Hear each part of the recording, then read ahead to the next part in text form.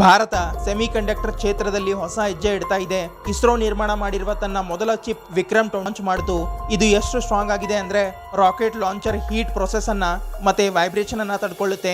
ಇದರ ಜೊತೆಗೆ 4 toilet chip ಕೂಡ ರೆಡಿ ಮಾಡಿಕೊಳ್ಳಲಾಗಿದೆ. ಇದರ ಉಪಯೋಗ ಹೆಲ್ತ್ ಕೇರ್, ಇ ಪೇಮೆಂಟ್ ಮತ್ತೆ ಫೇಸ್ ರಿಕಗ್ನೈಸೇಷನ್ ಫೀಲ್ಡ್ ಸಿಸ್ಟಮ್ ನಲ್ಲಿ ನಡೆಯುತ್ತೆ.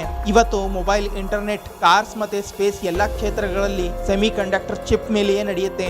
ಅದಕ್ಕೆ ಇದನ್ನ ಡಿಜಿಟಲ್ ಗೋಲ್ಡ್ ಅಂತಾರೆ. ಗ್ಲೋಬಲ್ ಸೆಮಿ ಕಂಡಕ್ಟರ್ ಮಾರ್ಕೆಟ್ 2030 ಸುಮಾರು 80 ಲಕ್ಷ ಕೋಟಿ ರೂಪಾಯಿ ಆಗಲಿದೆ. ಚಿಪ್ ಮಾರ್ಕೆಟ್ ನಲ್ಲಿ ತೈವಾನ್, ಕೊರಿಯಾ, ಯುಎಸ್ ಮತ್ತೆ ಚೀನಾ ಮೊದಲಿನಿಂದಲೇ ಸ್ಟ್ರಾಂಗ್ ಪ್ಲೇಯರ್ಸ್ ಆಗಿವೆ.